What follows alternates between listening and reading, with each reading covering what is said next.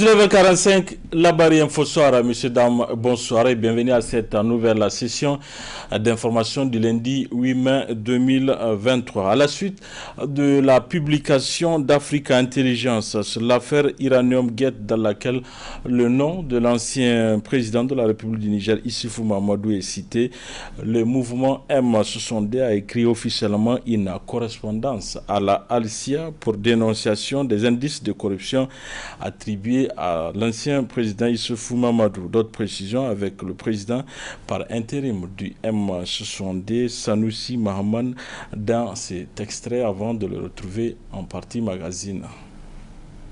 Au vu de la gravité de ces indices de corruption et sachant pertinemment que la question de l'Iranium Gate, c'est une question qui a fait couler beaucoup d'encre avant même cette publication. Nous avons fait des dénonciations, des débats autour de ça. On s'est dit, en tant qu'organisation de la société civile, nous allons saisir la Alcia aux fins de dénonciation. Si vous prenez la loi du 6 décembre 2016 portant création, mission, attribution, composition, organisation et fonctionnement de la Alcia, notamment en ses articles 23 et 24, cette institution de lutte contre la corruption, elle peut être saisie par tout citoyen. Et elle est investie de pouvoirs d'investigation. Nous, en tant que société civile, en dénonçant ces cas qui impliquent un ancien président de la République, c'est pour que la Alcia connaisse cette affaire, c'est pour que la Alcia mène des investigations conformément à son mandat. Si les indices graves rapportés dans la publication de Africa Intelligence s'avèrent, il faut que la Alcia dresse un rapport conséquent et le transmet à qui des droits pour qu'une procédure soit engagée. Donc, nous, en tant que M62, en faisant cette action de dénonciation au niveau de la Alcia, nous assumons notre rôle et notre responsabilité. Il appartiendra aux autres acteurs, chacun en ce qui le concerne, dans la mesure de son pouvoir et de son mandat, de faire autant. Mais nous sommes convaincus que dans un pays de droit, dans un pays qui veut se construire, on ne peut rien envisager en dehors de la lutte contre la corruption. Il faut lutter efficacement contre la corruption. Il faut créer un environnement de paix et de stabilité pour que le développement soit au rendez-vous. Et aujourd'hui, dans notre pays, la corruption est devenue cancérigène. Elle affecte tous les secteurs socio-économiques de notre pays. Le comité exécutif de l'Union des étudiants des instituts et écoles professionnelles et techniques de Niamey et PTN a rendu public cet après-midi au siège de l'USN une déclaration relative à la situation socio-académique. Ismaël Moumouni, Halidou Brema. La situation dans laquelle végète l'enseignement professionnel en général, la violation des droits de leurs militants en particulier, au centre de cette sortie médiatique du comité exécutif de l'Union des étudiants des instituts et écoles professionnelles et techniques de Niamey, UPTN. Ce dernier exige la régularisation sans condition des frais de formation des camarades boursiers de l'État laissés aux oubliettes des autorités en charge de l'enseignement supérieur et de la recherche. Exige le déblocage des bourses des étudiants de l'ENA, de l'ISP et de l'INSP.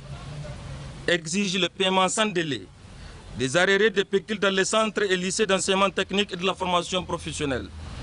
Exige le paiement des décisions et de la bourse première tranche des camarades militantes et militants. S'agissant de la question de formation, le PTN exige La construction des classes en matériaux définitifs dans les centres de formation professionnelle Kwaratagi de Niamey, où les élèves sont obligés de faire la queue pour prendre le cours, sinon ils le prennent sous les arbres. Exige la dotation d'un bus à l'INJS au regard de sa position géographique difficilement accessible et le paiement des pécules des élèves de l'INJS qui n'ont que trop duré. Par rapport à la question sécuritaire, le PTN demande au gouvernement nigérien de doter nos forces de défense et de sécurité des moyens logistiques adéquats afin de lutter contre tout ennemi, visible ou invisible, dans le pays. Journée d'information et de vulgarisation de l'étude de la participation des jeunes filles et garçons aux prises de décision au Niger à travers un atelier organisé ce lundi par l'ONG Femmes Action et Développement FAD Niger à l'hôtel Bravia. Le compte-rendu de la cérémonie d'ouverture, c'est avec Arieta Salah et Nasser Setou. L'ONG Femmes Action et Développement FAD Niger, à travers le projet Renforcement des bonnes pratiques et des mobilisations citoyennes en faveur des politiques publiques adaptées à la réduction des inégalités au Sahel, cofinancé par l'Agence française de développement AFD et Oxfam France, a réalisé la présente étude sur le cadre juridique et social de la participation des jeunes filles et garçons au processus et instances de décision, dont cet atelier consacre sa vulgarisation. En cette activité qu'organise l'ONG FAD et qui rentre dans le cadre du programme et convention programme Sahel sur les inégalités et qui a trait à la vulgarisation de l'étude sur le cadre juridique et social de la participation des femmes et des jeunes et aux instances de décision et à la vie politique au Niger. C'est un programme multi-pays et au Niger, c'est l'ONG FAD et qui travaille dans l'atteinte des objectifs et des résultats de ce programme multi-pays qui a démarré en 2021 et qui va jusqu'en 2026. C'est un projet qui a comme ambition de mobiliser les jeunes et les femmes et faire des plaidoyers et renforcer les OSC qui interviennent dans la gouvernance afin que au Niger et au Sahel, que les inégalités soient réduites. Pour la directrice des programmes de l'ONG FAD, cet atelier vise à présenter les résultats de recherche de l'étude et rendre accessible ce rapport. Ce rapport d'étude réalisé par Dr Balkis Abarch, ici présente, que nous remercions à l'occasion, sur le cadre juridique et social de la participation des jeunes filles et garçons au processus et instances de prise de décision, ressort les difficultés qui freinent la participation effective des jeunes et des femmes au processus décisionnel au Niger. Il dégage aussi les pistes de solutions pour pallier ces difficultés afin d'encourager les jeunes filles et garçons à participer davantage aux instances décisionnelles du pays. Je nourris l'espoir que ce rapport, une fois rendu public, permettra aux autorités et organisations de la société civile, aux leaders d'opinion, à la jeunesse nigérienne tout entière et aux différents partenaires de se l'approprier et d'agir chacun à son niveau pour rectifier le tir. L'ONG FAD formule le vœu que les résultats de cette étude serviront à solutionner les multiples formes de discrimination contre cette couche jeune qui freine sa pleine participation au processus de prise de décision dans la communauté. Une caravane de presse à gouvernance, paix et cohésion sociale a fait le tour des régions de Maradi, Zender et Tillabéri où interviennent les projets et programmes financés par l'ISAID dans le domaine de la gouvernance, paix et cohésion sociale. C'est ainsi qu'elle a été dans la région de Maradi, dans la commune de Guidansou, au village de Koki, pour constater les réalisations faites par le projet Girl Enjoy ISAID, intervenant sur la réduction de l'incidence du mariage précoce et féroce à travers le maintien des filles à l'école. C'était sous la conduite du Sahel Collaboration and Communication SCC de l'ISAID en collaboration avec les représentants du ministère de l'Intérieur, nous rapporte Hamza Sako. Donner la priorité à la jeune fille et son accès accru à une éducation de base, sûre et qualité, et lutter contre le mariage précoce. Tels sont entre autres objectifs que s'est assigné le projet USAID Girl Engage dans les régions de Tillabéri, Maradi et Zender. Objectif visiblement atteint dans la commune de Guédansori, région de Maradi, où pour mesurer l'impact de l'intervention du projet, une caravane de presse sur la gouvernance, paix et cohésion sociale, organisée par le Sahel Collaboration et Communication, était dans le village de Koki, où elle a rencontré une jeune fille du nom de Salamotou Ibrahim, qui, fort de son engagement, joue un rôle important dans la défense des droits des jeunes filles de son village.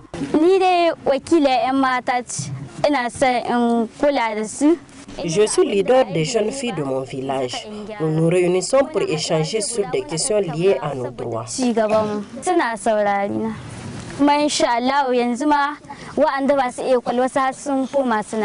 Plusieurs filles ont repris le chemin de l'école grâce à nos séances de sensibilisation.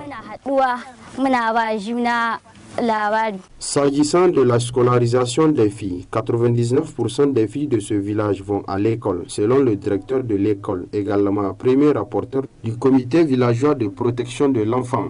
Tout début, on a eu pas mal de choses qui s'est passées, mais quand même, avec l'arrivée de ces projets qui nous a réunis, suite à une formation, on a vécu beaucoup de choses et on a appris beaucoup de choses.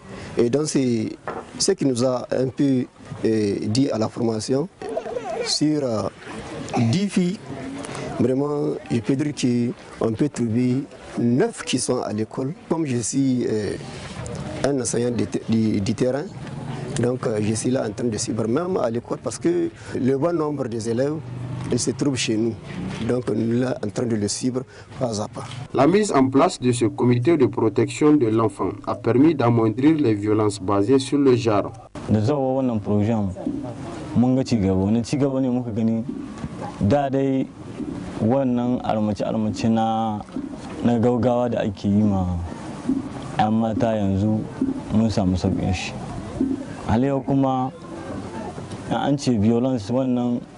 Avec l'arrivée du projet USAID Girl Engage, nous avons eu beaucoup d'avancées. Les mariages précoces et les violences basées sur le genre sont bannis.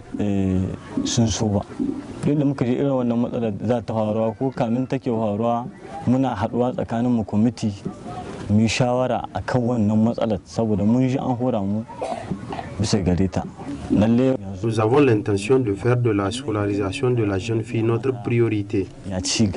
Mise en œuvre par Plan International Niger sur financement du gouvernement américain, le projet Girl Engage a réalisé diverses activités, notamment le recrutement des mentors, la formation des membres des comités villageois de protection de l'enfant, l'émission des suivis des activités de terrain, les ateliers de réunion du code de conduite des établissements scolaires et la création des espaces sûrs pour les filles au sein de leur communauté.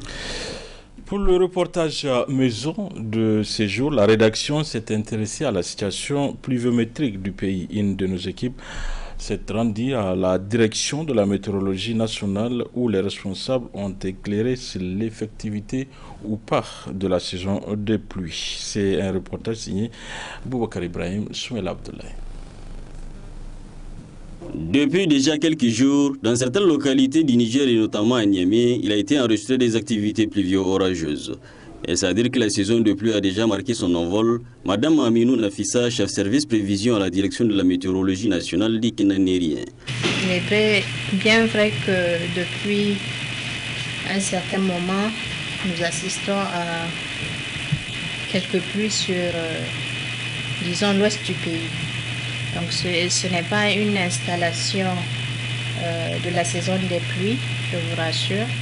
Nous savons tous que la saison des pluies au Sahel, c'est de juin à septembre.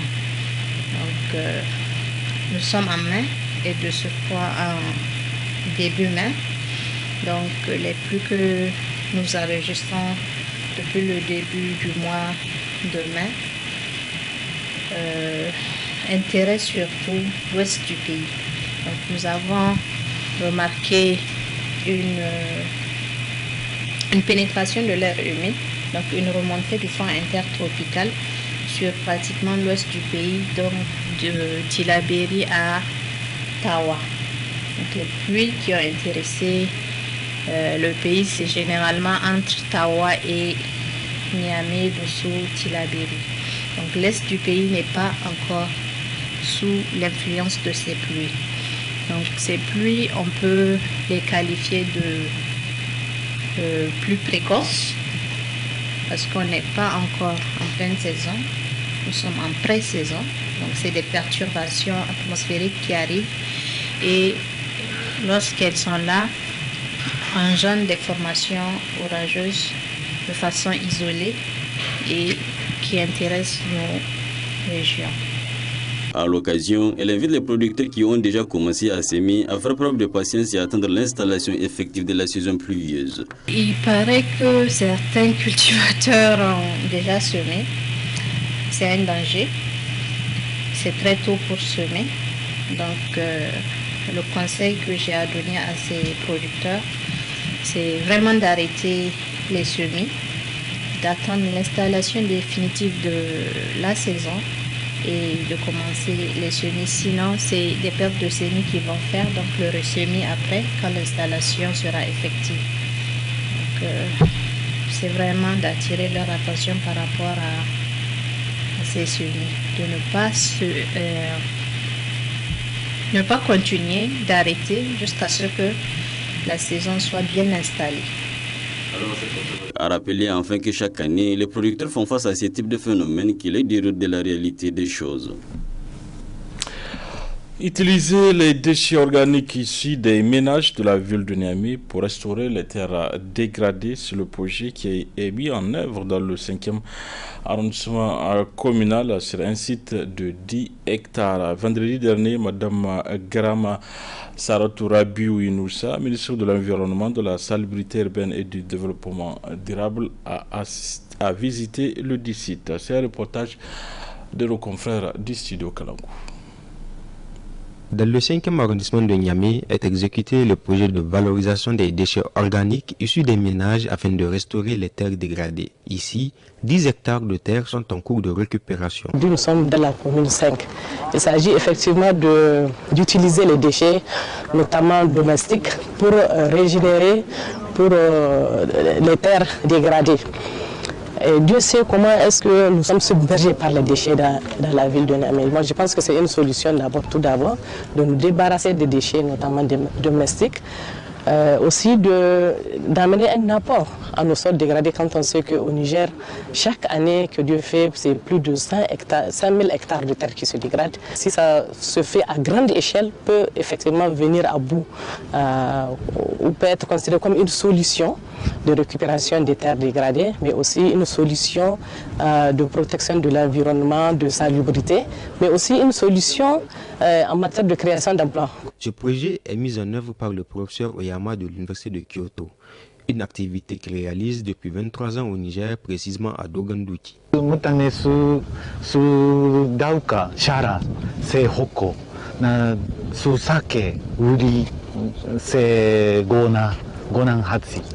Saboda na karatu technology na zana fara aiki sharan birni dogon duci.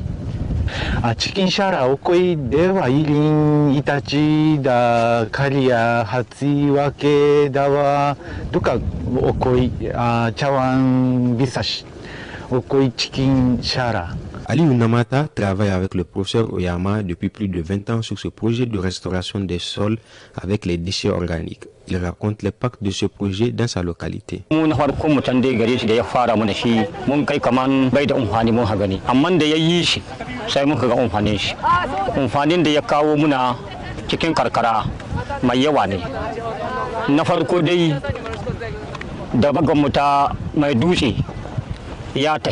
Ya gyara mu da ta yi kyawa saboda kwaso taki daga birni ya kawo cikin dabaga kuma ya yi giryaji ciki. Itace daban-daban magariya wata kuka wani itace dai daban-daban na cikin daga dogon dutse shadar dogon dutse.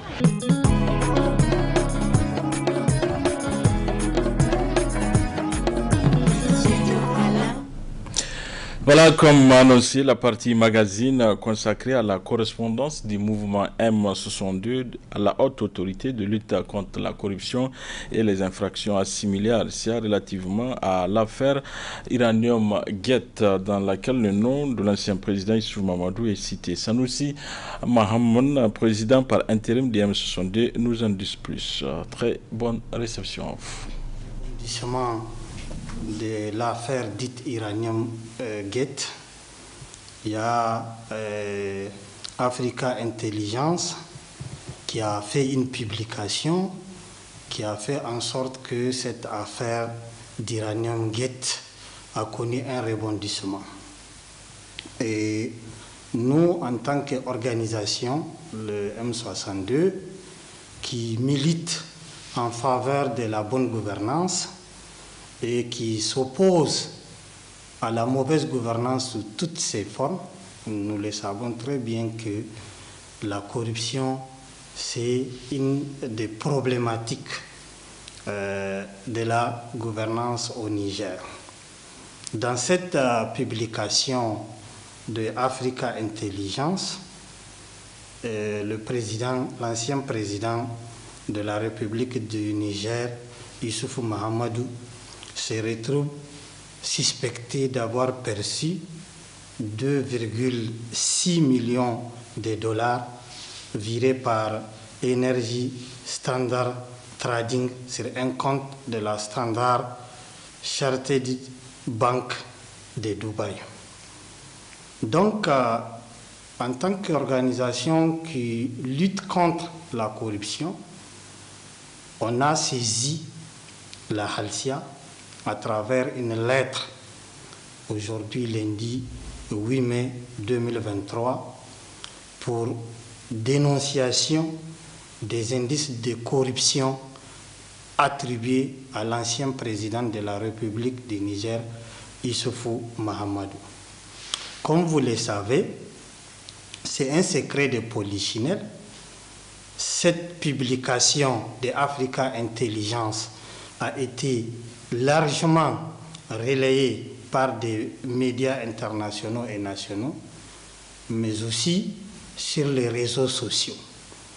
Au vu de la gravité de ces indices de corruption et sachant pertinemment que la question de l'Iranium Gate, c'est une question qui a fait couler beaucoup d'encre avant même cette publication, nous avons fait des dénonciations, des débats autour de ça. On s'est dit, en tant qu'organisation de la société civile, nous allons saisir la Halcia aux fins de dénonciation. Si vous prenez la loi du 6 décembre 2016 portant création, mission, attribution, composition, organisation et fonctionnement de la Halcia, notamment en ses articles 23 et 24, cette institution de lutte contre la corruption, elle peut être saisie par tout citoyen.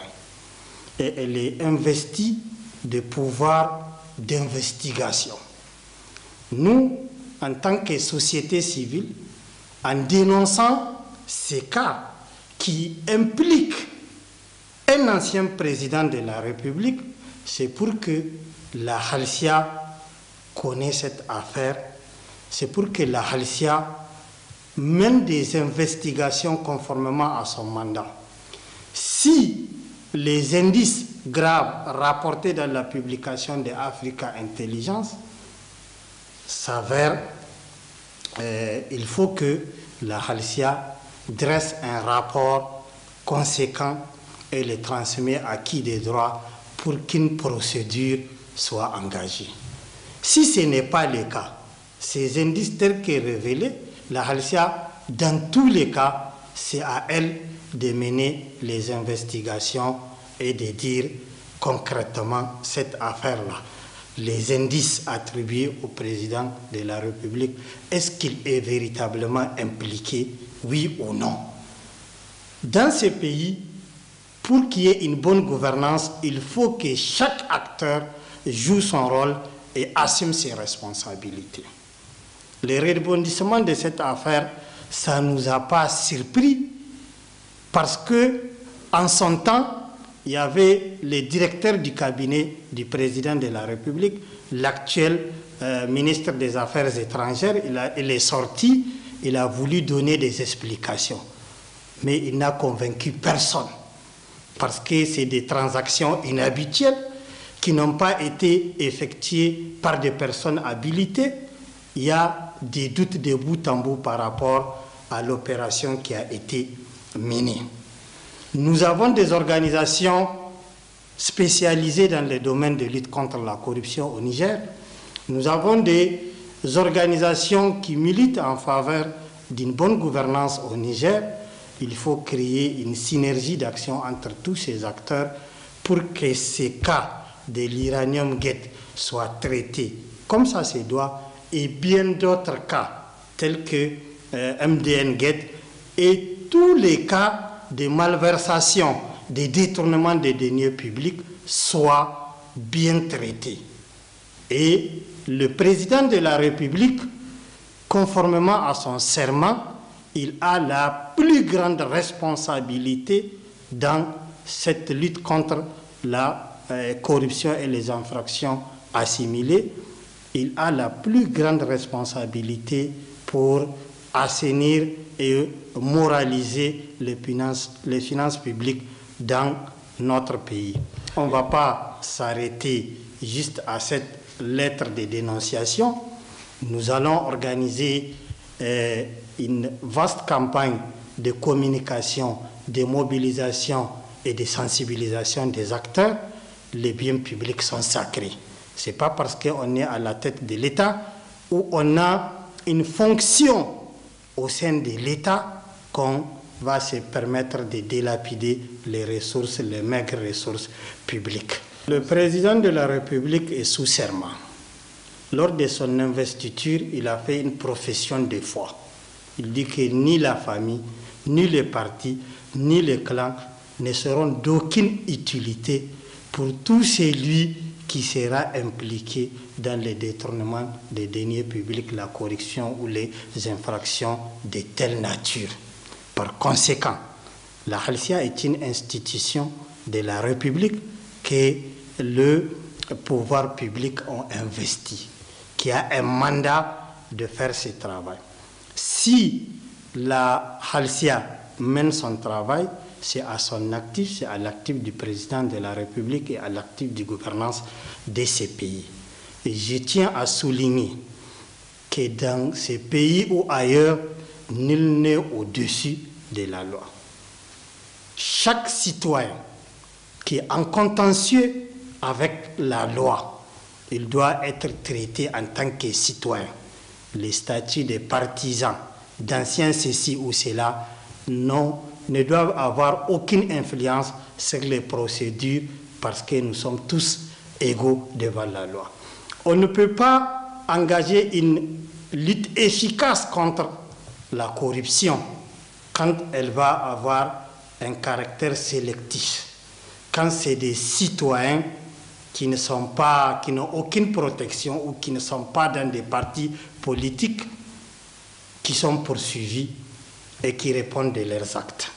Cette lutte contre la corruption et les infractions assimilées va avoir tout son sens et l'assentiment du peuple nigérien quand elle est véritablement engagée et sans discrimination aucune. C'est en ce sens que les citoyens vont accompagner la Halcia, vont accompagner la lutte contre la corruption et les infractions assimilées. Mais les autorités nigériennes, les responsables de la Halcia et même tous les acteurs au niveau pays doivent comprendre que la lutte contre la corruption, le blanchiment d'argent, l'enrichissement illicite, c'est une dynamique mondiale. Aujourd'hui, ça implique des réseaux, des vastes réseaux au niveau international, au niveau communautaire. Il y a déjà une synergie d'action des acteurs à ce niveau. Si le Niger se soustrait de cette dynamique mondiale de lutter contre la corruption, Donc le Niger va apprendre à ses dépens. Elle va vraiment s'exposer parce qu'on a tout fait pour étouffer ces dossiers d'Iranium Gate. Vous constatez aujourd'hui il y a un rebondissement. La question de la gouvernance, c'est des questions qui rattrapent. Il ne faut pas les reporter, il faut les poser sur la table et les traiter conformément aux lois et règlements de la République. Les citoyens nigériens sont de plus en plus exigeants parce que les ressources naturelles, il est dit dans la Constitution, c'est la propriété exclusive du peuple nigérien. Et les Nigériens sont des contribuables en vertu de cet éveil de conscience des citoyens. On ne va plus accepter dans ces pays que les biens publics soient lapidés avec des situations comme ça, des détournements des deniers publics sans que rien ne soit fait. Donc nous, en tant que M62, en faisant cette action de dénonciation au niveau de la Halcia, nous assumons notre rôle et notre responsabilité. Il appartiendra aux autres acteurs, chacun en ce qui les concerne, dans la mesure de son pouvoir et de son mandat, de faire autant. Mais nous sommes convaincus que dans un pays des droits, dans un pays qui veut se construire, on ne peut rien envisager en dehors de la lutte contre la corruption. Il faut lutter efficacement contre la corruption. Il faut créer un environnement de paix et de stabilité pour que le développement soit au rendez-vous. Et aujourd'hui, dans notre pays, la corruption est devenue cancérigène. Elle affecte tous les secteurs socio-économiques de notre pays. Donc, c'est dans notre intérêt à tous de faire ces combats. La lettre qu'on a adressée à la Halcia, on a fait une ampliation au président de la République et au procureur général près de la cour d'appel de Niamey. Donc, on va suivre, on va continuer à échanger pour que ces cas-là soient pris en charge par la Halcia, que ça soit investi.